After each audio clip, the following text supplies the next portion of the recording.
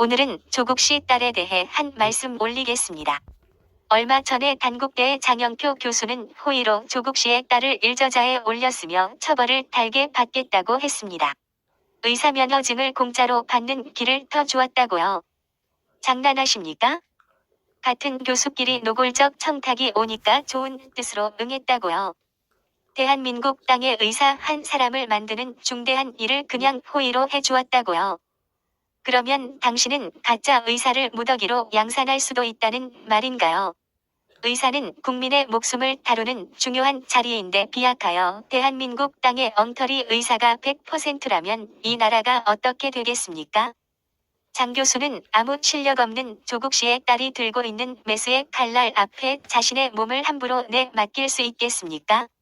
어린 고딩 무면허가 아버지 차량을 훔쳐 몰고 다니다가 여러 사람을 치어 죽였다는 뉴스를 본 적 없습니까? 비윤리 엉터리 치과의사가 환자를 마취시켜 놓고 성한 이빨도 모조리 갈아버렸다는 뉴스도 못 봤습니까? 새치기 청탁은 원래 고위직의 사회지도층끼리 서로 좋은 게 좋다고 호의로 권한남용하는 범죄 행위입니다. 내가 이거 해줄 테니 너는 이거 해다오 하는 식의 상호호혜주의적인 죄악의 일종인 것이죠. 박근혜 대통령을 묵시적 청탁이라며 감옥살이 시키고 있으니 노골적 청탁은 당연히 감옥 가야겠죠. 논문 표절 사기 대필 등 대학가 금수저들의 뒷거래 때문에 똑똑한 흙수저 아이들은 용계천 하지 못하고 오물한 개구리 냇가의 외곽형 인재 빠가사리로 전락하고 마는 것입니다. 정권의 지역차별적 비리에 의해 국가지도층의 인재풀이 고갈되는 것, 이것은 나라의 손실이자 명백한 범죄 행위입니다. 이런 사회지도층의 비리들이 밤새워 한 차 피땀 흘려 논문 쓰는 흙수저들을 더 비참하게 만듭니다. 조국 씨의 딸 때문에 새치기 당한 누군가의 자식은 지금 피눈물을 흘리며 하루살이처럼 살고 있을 것입니다. 67억 자산가의 금수저 딸이 유급을 밥 먹듯 하면서도 새치기 장학금을 다 갔다는 사실의 대표적 문바인 맘카페 줌마들도 빡쳤습니다.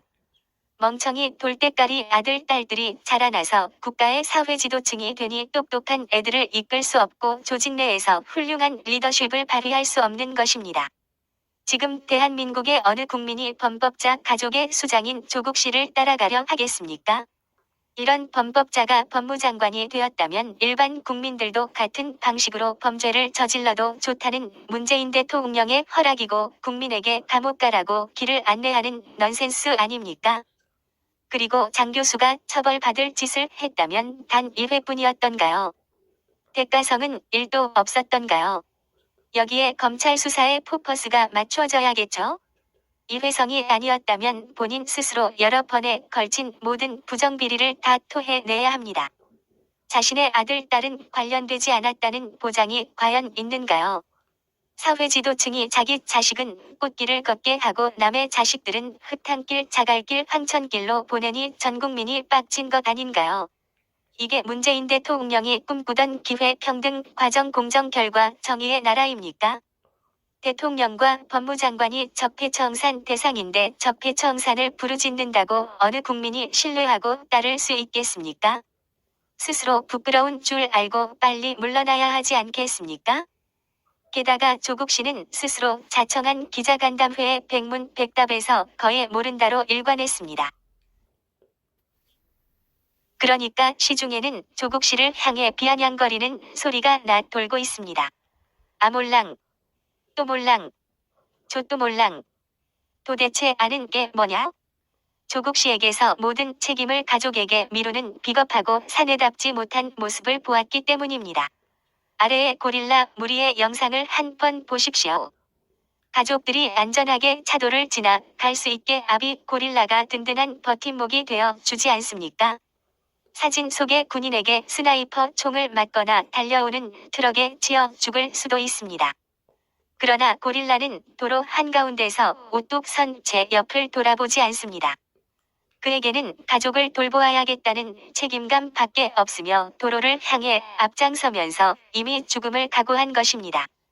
모름지기 리더는 이런 모습이어야 합니다. 그런데 문재인 대통령과 조국 씨의 정치적 모습은 어떻습니까? 모두 가족과 국민에게 책임을 떠넘기고 있지 않습니까? 만약 고릴라가 자신은 숲에 숨어 있고 어린 가족들을 앞장 세웠다면 지도자의 자격이 없지 않겠습니까? 하찮은 동물도 저러할진데 당신들은 그 자리에 왜 앉아 있습니까? 뻔뻔하다는 생각이 들지 않습니까? 조국 씨는 청문회에서 전향했느냐는 질문에 자신은 자본주의와 사회주의를 모두 신봉한다는 애매한 발언을 했습니다. 자본주의와 사회주의는 절대 한자리에 양립할 수 없습니다. 조국 씨는 사회주의자이며 자본주의의 이점을 최대한 악용하는 모습을 보여준 범법자입니다. 문재인 대통령이 듣도 보도 못한 세상을 보여주겠다고 했는데 정말 범죄자를 법무장관에 앉히는 듣지도 보지도 못한 세상이 되었습니다. 이게 문재인 씨가 꿈꾸던 나라입니까? 자유경제원의 화장실에는 이런 문구가 있습니다. 경쟁이 없다면 선택도 없다. 사익이 세상을 발전시킨다. 격차는 자연스러운 것이다. 자유민주주의 시장경제체제는 개인의 자유가 중요합니다. 조국 씨는 경상도에 살면서 애국우파가 만들어 놓은 풍요한 세상과 자본주의의 단물을 빨아먹으면서 사회주의 노동자연맹 활동을 했고 세상을 뒤엎으려고 시도했습니다. 이제 법무장관이 되었으니 자유 대한민국을 사회주의 체제로 뒤엎는 작업에 착수하겠죠. 한반도 공산화를 위한 적화 통일의 길로 국민을 이끌고 가려는데 누가 따라가겠습니까? 한마디로 반역 아닙니까? 실력 없는 무자격자 딸을 의사 만들어서 의사 사회를 뒤엎는 것이나 사법고시도 패스 못한 무자격자가 대한민국의 법체제를 뒤엎는 것이나 무슨 차이가 있습니까? 장 교수, 조국 씨, 문재인 씨, 조민 씨, 당신들은 자격이 없으니까 하루빨리 그 자리에서 내려오세요. 그리고 조민 씨와 관련된 모든 학교는 조민 씨의 자격을 박탈하십시오. 죄가 있는 교수들은 모두 처벌받으십시오. 이것이 자유대한민국의 정의입니다. 자유는 공짜가 아닙니다. 정치를 외면한 대가는 가장 더러운 세력에게 지배당하는 것입니다. 정유라는 수십 차례의 마상 경기에서 우수한 성적을 보인 인재입니다. 정유라의 학력을 대졸로 되돌려 놓아야 합니다. 정유라의 학력을 정상화시키지 못한다면 김연아의 학력도 박탈해야 합니다. 그래야 기회가 평등하고 과정이 공정하며 결과가 정의로운 나라가 될 것입니다.